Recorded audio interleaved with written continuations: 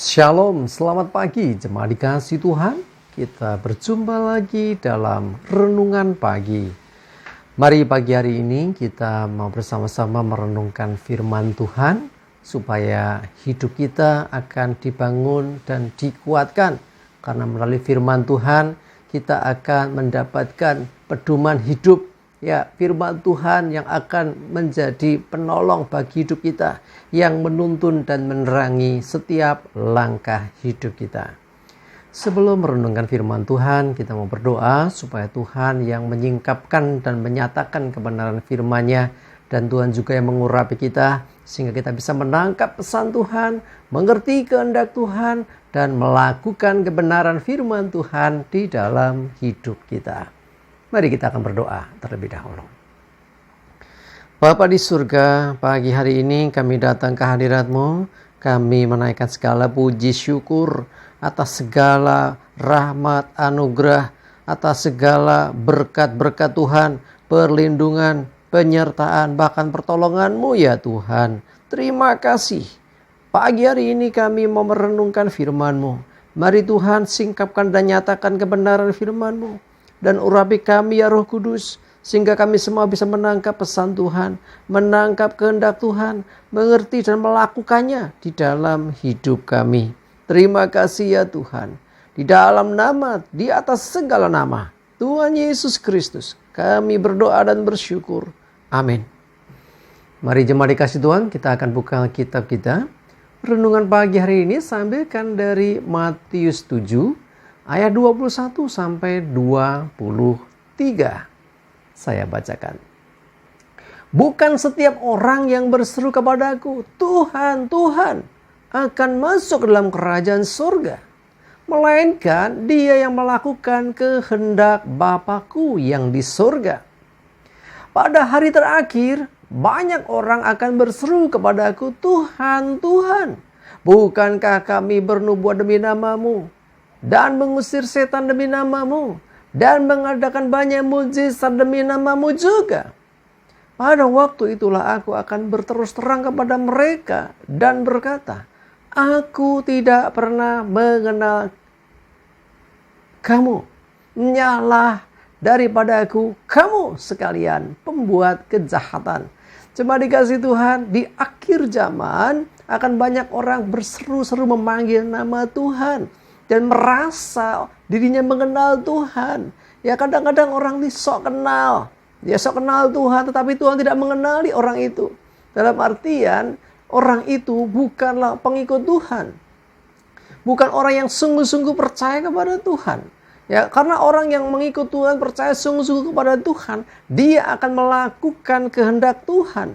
Tetapi kalau dia tidak pernah melakukan kehendak Tuhan, yang dilakukan hanya kehendaknya sendiri, yang dilakukan hanya kemauan sendiri, keinginannya sendiri, ya akhirnya yang terjadi, Tuhan tidak mengenal orang itu. Dikatakan apa? Aku tidak mengenal kamu. Waduh, susah nih. Tuh, kan sudah bernubuat. Tuh, kan sudah ngusir setan. Tuh, kan sudah bikin banyak mujizat demi nama Tuhan. Cuma dikasih Tuhan, memang nama Yesus, nama di atas segala nama. Dalam nama Yesus ada kuasa, betul. Tetapi ini bicara hal yang berbeda. Ini bicara tentang bagaimana hidup orang yang menyatakan diri sebagai orang yang mengenal Tuhan, tetapi tidak melakukan kehendak Tuhan. Yang dilakukan hanya untuk dirinya sendiri. Bahkan orang berseru-seru memanggil nama Tuhan tapi gak kenal Tuhan. Bayangin, ya memanggil Tuhan tetapi dia tidak dikenal Tuhan istilahnya. Nah ini kan bahaya sekali. Di hari terakhir banyak loh yang akan seperti itu. Sedikit-sedikit Tuhan, bahkan latahnya pun nyebut nama Tuhan. Coba dikasih Tuhan, ini bukan yang terpenting. Ya, sekedar mengatakan atau menyebut nama Tuhan bukan yang terpenting. Yang terpenting perhatikan di sini. Melakukan kehendak Bapa-Ku yang di surga. Melakukan kehendak Tuhan. Jadi mau pelayanankah, ya, mau saudara ya istilahnya melakukan tanda-tanda ajaib, mau saudara mungkin mengusir setan segala macam. Jangan sampai saudara melakukan itu untuk diri kita dikenal orang, untuk diri kita semakin populer, mengejar popularitas. Jangan. Tetapi pastikan ketika engkau melakukan itu, termasuk pelayanan yang engkau kerjakan, lakukan semuanya itu ya sesuai dengan kehendak Tuhan, sesuai dengan apa yang Tuhan perintahkan. Kita nggak pernah melakukan perintah Tuhan, tapi kalau ada apa-apa berseru Tuhan, Tuhan. Ya, Tuhan berkata, pada waktu itu aku akan berterus terang. Ya, berterus terang kenapa? Aku tidak pernah mengenal kamu. Sedih sekali. Sudah pelayanan sekian tahun, ya lama. Sudah melakukan banyak mujizat, bahkan menderita karena nama Tuhan, tetapi kalau sampai pada akhirnya tidak dikenal Tuhan, bahkan dikatakan enyahlah daripadaku, kamu sekalian pembuat kejahatan. Loh, kejahatan apa? Ya, ketika kita menggunakan nama Tuhan untuk kepentingan kita, hati-hati.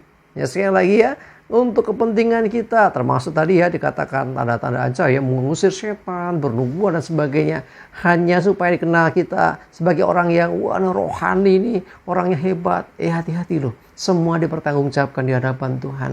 Jangan sampai Tuhan berkata, enyah engkau sekalian pembuat kejahatan.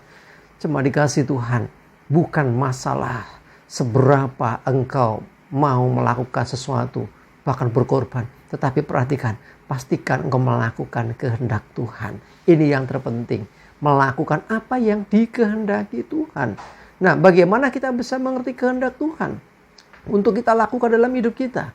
Dengan kita berinteraksi dengan Tuhan. Dengan kita selalu berkomunikasi dengan Tuhan. Dengan terhubungnya kita dengan Tuhan. Kita akan mengerti apa yang dikehendaki Tuhan. Dan apa yang dimau Tuhan untuk kita kerjakan. Nah, ketika engkau melakukan itu, ya entah itu pelayanan, entah itu engkau ya termasuk mengusir setan, bernubuat, termasuk juga tadi mengadakan banyak mujizat. Kalau semua yang kita lakukan itu semua adalah melakukan apa yang dikehendaki Tuhan, ya maka itu yang dikenan Tuhan.